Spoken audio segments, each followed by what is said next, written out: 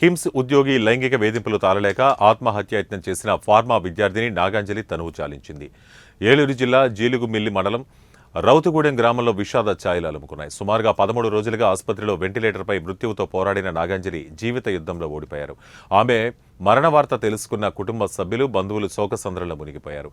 నాగాంజలి మృతదేహం స్వగ్రామైన చేరుకోగా తల్లిదండ్రులు కన్నీరు మున్నీరయ్యారు.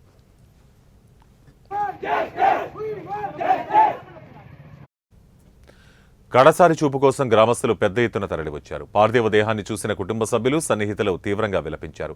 నాగాంజలికి సన్నిహితులైన వారు ఆమె అమాయకత్వాన్ని గుర్తు చేసుకుంటూ కన్నీటి పర్యంతమయ్యారు. ఊరంతా శోకసంద్రంలో మునిగిపోయింది.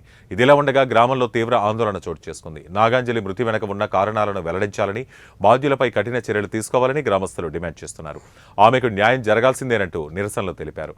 ఘటనపై అధికారులు సమగ్ర విచారణ జరిపి బాధ్యులను శిక్షించాలని గ్రామస్తులు కోరుతున్నారు.